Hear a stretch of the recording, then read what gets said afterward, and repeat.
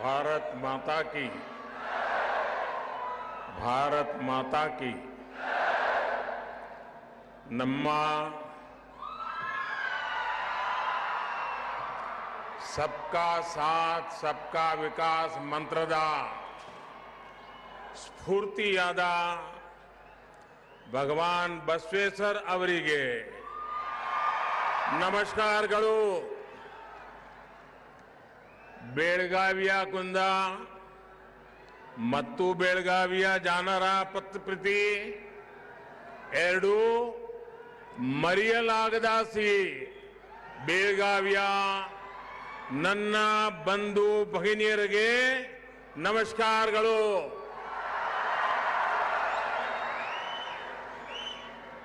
बेलगावी की जनता का प्यार और आशीर्वाद अतुलनीय है. ये प्यार, ये आशीर्वाद पाकर हम सबको आपकी सेवा के लिए हमें दिन रात मेहनत करने की प्रेरणा मिलती है. आपका ये आशीर्वाद हमारे लिए प्रेरणा शक्ति बन जाता है.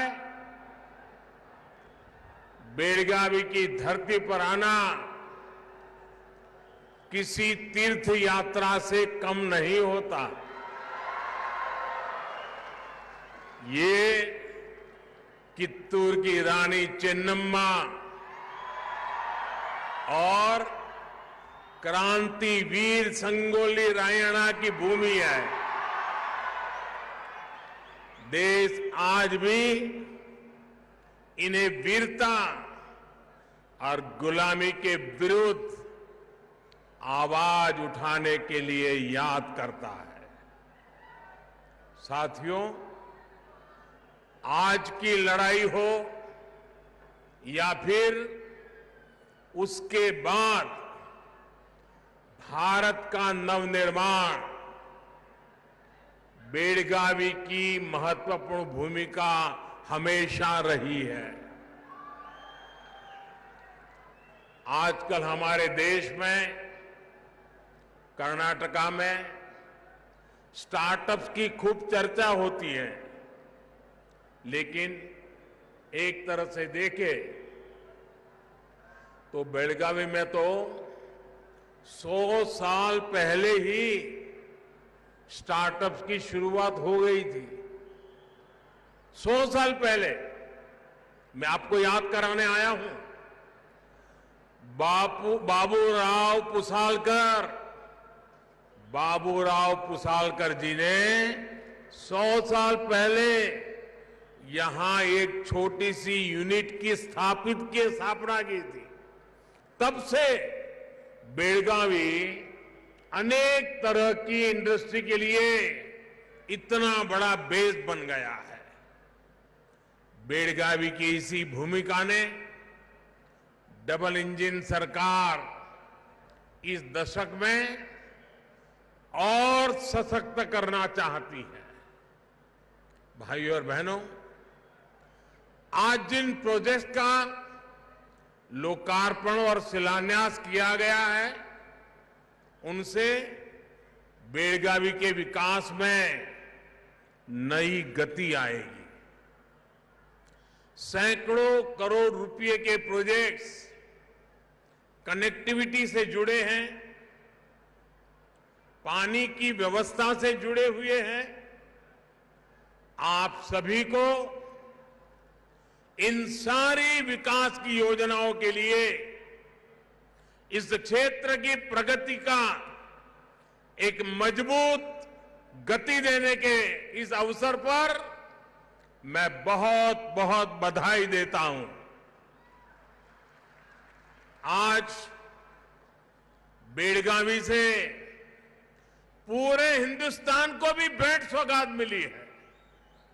हिंदुस्तान के हर किसानों को आज कर्नाटका से जोड़ा है, बेलगावी से जोड़ा है. आज यहां से पीएम किसान सम्मान निधि की एक और किस्त भेजी गई है।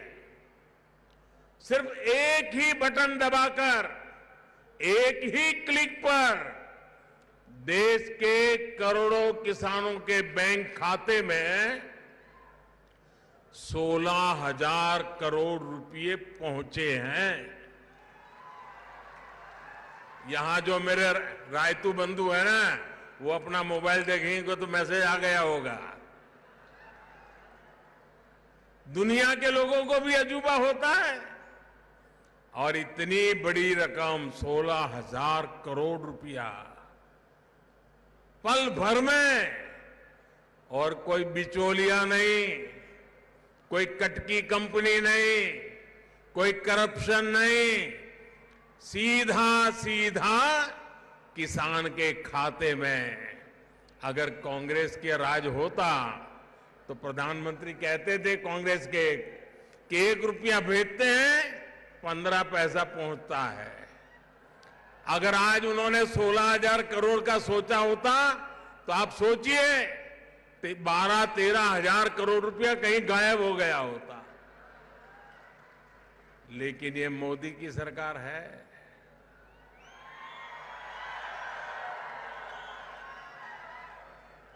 पाई पाई आपकी है, आपके लिए है। मैं कर्नाटका सहित पूरे देश के किसान भाई बहनों को बहुत बहुत बधाई देता हूं। होली के त्योहार के पहले मेरे किसानों को ये होली की भी शुभकामनाएं हैं। भाई और बहनों, आज का बदलता हुआ भारत हर वंचित को वरीयता देते हुए एक के बाद एक विकास के काम कर रहा है। हमारे देश में दशकों तक छोटे किसानों को भी नजरअंदाज किया गया था। भारत में 80-85% छोटे किसान हैं। अब यही छोटे किसान भाजपा सरकार की प्राथमिकता में है। पीएम किसान सम्मान निधि के माध्यम से अब तक देश के छोटे किसानों के बैंक खातों में करीब करीब 2.5 लाख करोड़ रुपए जमा कराए जा चुके हैं। आप बोलेंगे कितने किए? 2.5 लाख करोड़। कितने कितने कितने 2.5 लाख करोड़ रुपया किसानों के बैंक खातों में जमा हुए हैं। इसमें भी 50,000 करोड़ रुपए से ज्यादा पैसे हमारी जो माताएं बहनें किसानी के करती हैं उनके खाते में जमा हुए हैं। ये पैसे किसानों की छोटी छोटी जरूरतों को पूरा कर रहे हैं। इन खर्चों के लिए अब उन्हें किसी दूसरे के सामने हाथ नहीं फैलाना पड़ता, ब्याज खाऊ लोगों के शरण नहीं जाना पड़ता, बहुत ऊंचा ब्याज देकर के रुपये नहीं लेने पड़ते। साथियों, साल 2014 के बाद से देश लगातार कृषि में एक सार्थक बदलाव की तरफ बढ़ रहा है। भाजपा सरकार में हम कृषि को आधुनिकता से जोड़ रहे हैं, कृषि को भविष्य के लिए तैयार कर रहे हैं। साल 2014 में जब देश ने हमें सेवा करने का अवसर दिया तो भारत का कृषि के लिए बजट, ये आंकड़ा याद रखोगे आप लोग? याद रखोगे? जरा जोर से तो बोलिए, याद रखोगे? देखिए, जब हम आए थे 2014 में सेवा के लिए, आपने मौका दिया था, तब भारत का कृषि बजट 25,000 करोड़ रुपए था। कितना कितना इस वर्ष हमारा कृषि बजट 1,25,000 करोड़ रुपए से ज्यादा है, यानी 5 गुना।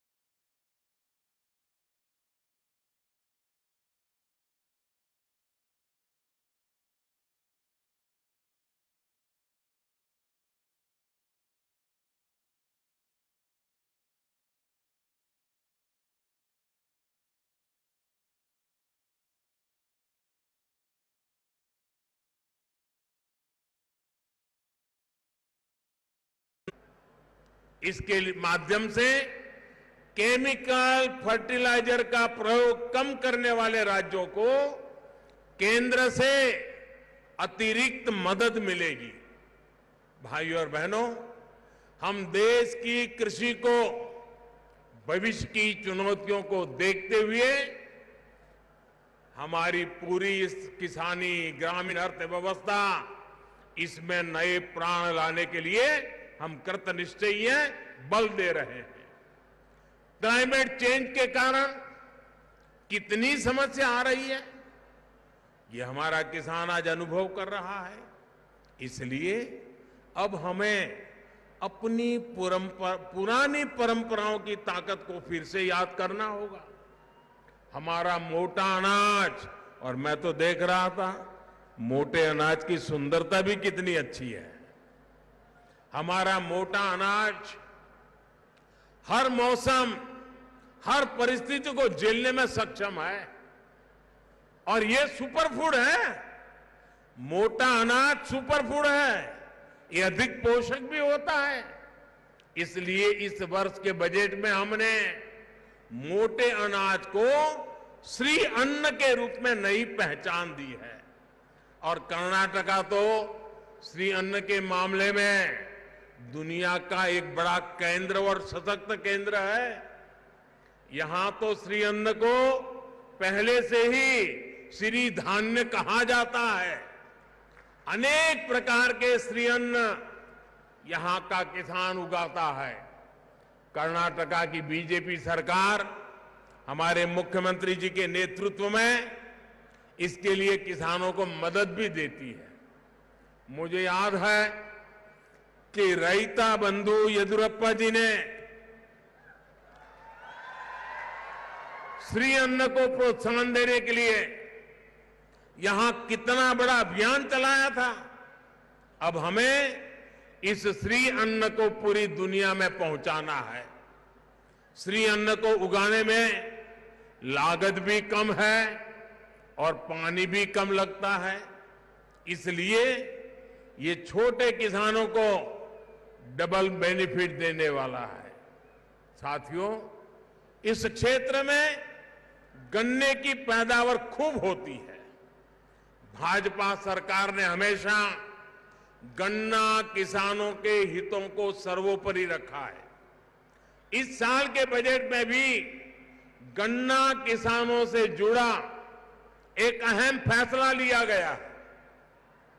शुगर कोऑपरेटिव्स द्वारा 2016-17 के पहले के गए पेमेंट पर टैक्स में छूट दी गई है और इससे शुगर कोऑपरेटिव के ऊपर जो 10,000 करोड़ रुपए का बोझ था, जो यूपीए सरकार उनके सर पर डाल के गई थी, उन 10,000 करोड़ रुपए का फायदा ये मेरी शुगर कोऑपरेटिव को होने वाला है। आप सभी को ये भी पता है कि हमारी सरकार इथेनॉल के उत्पादन पर कितना जोर दे रही है। इथेनॉल का उत्पादन बढ़ने से गन्ना किसानों की आय भी बढ़ रही है। बीते 9 वर्षों में पेट्रोल में इथेनॉल की ब्लेंडिंग को बढ़ाकर 1.5% से 10% किया जा चुका है। अब सरकार पेट्रोल में 20% इथेनॉल ब्लेंडिंग का लक्ष्य लेकर चल रही है। जितना ही देश इस दिशा में आगे बढ़ेगा, उतना ही हमारे गन्ना किसानों को भी फायदा होगा। भाइयों और बहनों, खेती हो, इंडस्ट्री हो, टूरिज्म हो, बेहतर शिक्षा हो, बेहतर स्वास्थ्य हो, ये सब कुछ अच्छी कनेक्टिविटी से और सशक्त होते हैं। इसलिए बीते वर्षों में हम कर्नाटका की कनेक्टिविटी पर बहुत अधिक फोकस कर रहे हैं। 2014 से पहले के 5 वर्षों में कर्नाटका में रेलवे का बजट कुल मिलाकर 4,000 करोड़ रुपए था, जबकि इस वर्ष कर्नाटका में रेलवे के लिए 7,500 करोड़ रुपए रखे गए हैं। इस वक्त कर्नाटका में रेलवे के लगभग 45,000 करोड़ रुपए के प्रोजेक्ट पर काम चल रहा है। आप सोच सकते हैं कि इसके कारण कर्नाटका में कितने लोगों को रोजगार मिल रहा है। बेलगावी का आधुनिक रेलवे स्टेशन देखकर हर किसी को आश्चर्य भी होता है, हर किसी को गर्व भी होता है। इस आधुनिक रेलवे स्टेशन से यहां सुविधाएं तो अधिक हुई है, रेलवे को लेकर विश्वास भी बढ़ रहा है। ऐसे शानदार स्टेशन पहले लोग विदेशों में ही देखते थे, अब भारत में भी ऐसे स्टेशन बन रहे हैं। कर्नाटका के अनेक स्टेशनों का, रेलवे स्टेशनों का ऐसे ही आधुनिक अवतार में सामने लाया जा रहा है। लोंदा घाटप्रभा लाइन की डबलिंग से अब सफर तेज होगा और सुरक्षित होगा। इसी प्रकार जिन नई रेल लाइनों पर आज काम शुरू हुआ है, वे भी इस क्षेत्र में रेल नेटवर्क को सशक्त करेगी। बेलगावी तो एजुकेशन, हेल्थ और टूरिज्म के लिहाज से एक बड़ा सेंटर है। ऐसे में अच्छी रेल कनेक्टिविटी से इन सेक्टर्स को भी लाभ होगा।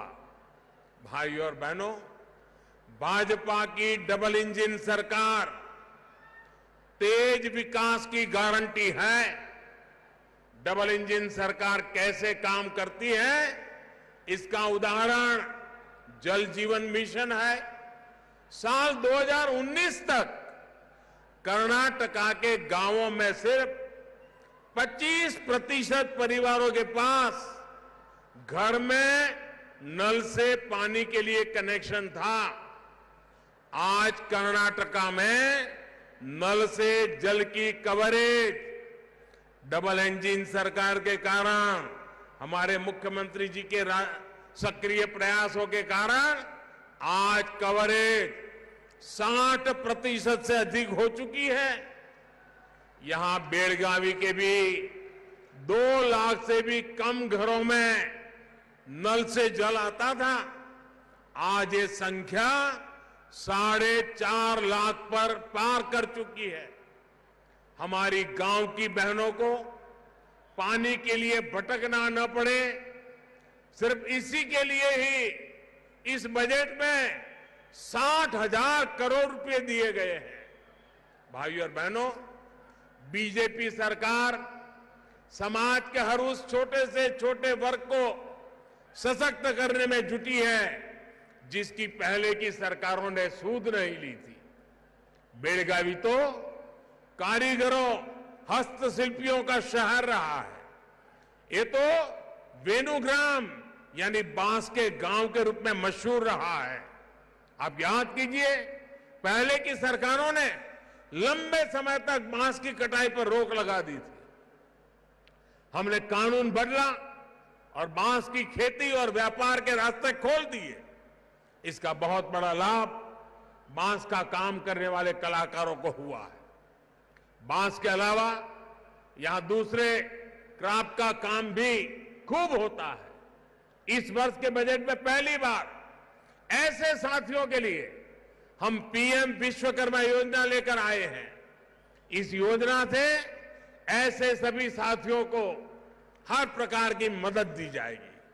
साथियों, आज जब मैं बेलगावी आया हूं तो एक और विषय पर अपनी बात रखना जरूर चाहूंगा। मैं आपको याद दिलाना चाहता हूं कि कांग्रेस किस तरह कर्नाटका से नफरत करती है। कर्नाटका के नेताओं का अपमान कांग्रेस की पुरानी संस्कृति का हिस्सा है। जिस किसी से भी कांग्रेस के परिवार विशेष को दिक्कत होने लगती है, उसकी कांग्रेस में बेइज्जती शुरू कर दी जाती है।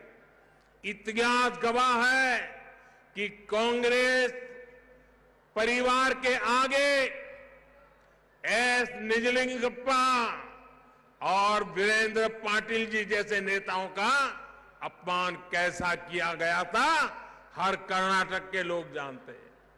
अब एक बार फिर कांग्रेस का एक विशेष परिवार के आगे कर्नाटका के एक और नेता का अपमान किया गया है। साथियों, इसी धरती के संतान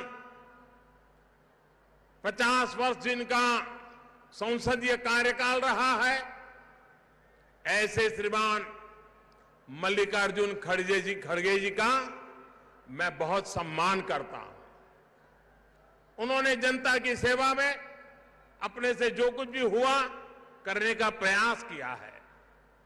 लेकिन उस दिन मैं देखकर बहुत दुखी हो गया जब कांग्रेस का अभी अधिवेशन चल रहा था छत्तीसगढ़ में।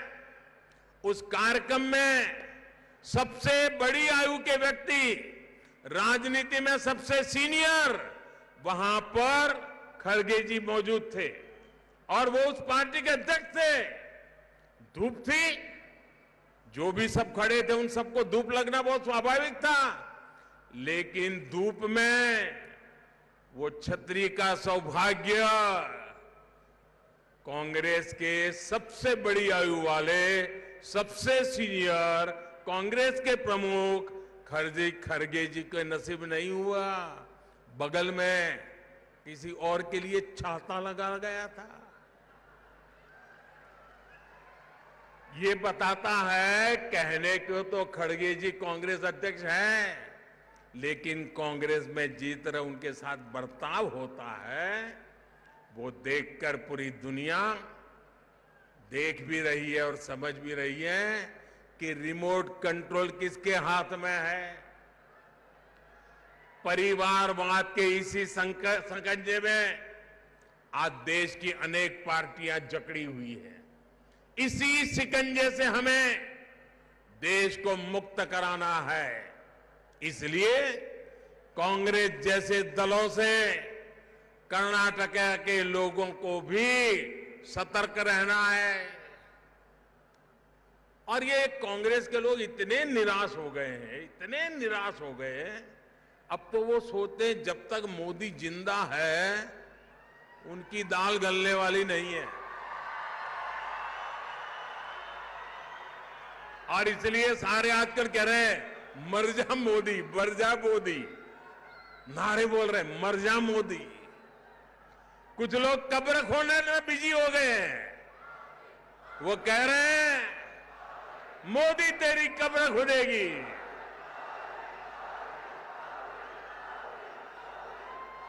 मोदी तेरी कब्र खुदेगी। लेकिन देश कह रहा है मोदी तेरा कमल खिलेगा, मोदी तेरा कमल खिलेगा।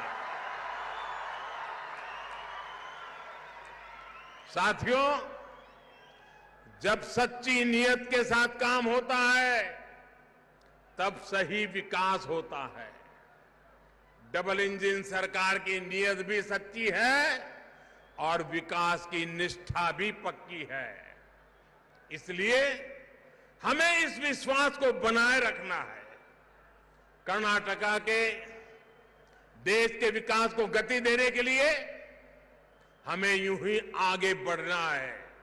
सबका प्रयास से ही हम देश को विकसित बनाने के सपने को पूरा कर पाएंगे। और मैं आज यहां कार्यक्रम में थोड़ा देर से पहुंचा। हेलीकॉप्टर से पूरे रास्ते पर बेलगावी ने जो स्वागत किया है, जो आशीर्वाद दिए हैं, माताएं, बहनें, बुजुर्ग, बच्चे,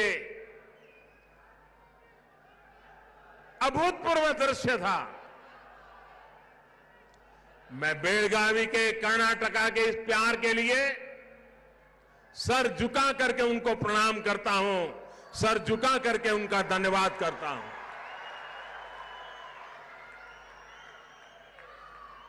आज की मेरी कर्नाटका की यात्रा भी विशेष है, क्योंकि आज सुबह मैं शिवमोगा में था और वहां पर एयरपोर्ट कर्नाटका की जनता को सुपुर्द करने का मुझे सौभाग्य मिला।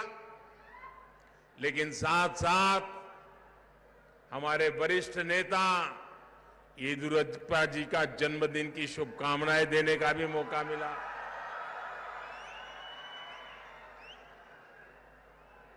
और शिवमोगा से यहां आया तो आप सबने तो कमाल ही कर दिया। ये प्यार, ये आशीर्वाद, मैं आपको विश्वास दिलाता हूं, बेलगावी के मेरे प्यारे भाइयों बहनों, कर्नाटका के मेरे प्यारे भाइयों बहनों, मैं आपको विश्वास दिलाता हूं, ये आप जो मुझे प्यार दे रहे हैं ना, आप जो हम सबको आशीर्वाद दे रहे हैं ना, मैं इसे ब्याज समेत लौटाऊंगा। और कर्नाटका का विकास करके लौटाऊंगा, बेलगावी का विकास करके लौटाऊंगा। फिर एक बार आपको बहुत बहुत धन्यवाद। मेरे साथ बोलिए भारत माता की, भारत माता की, भारत माता की। बहुत बहुत धन्यवाद।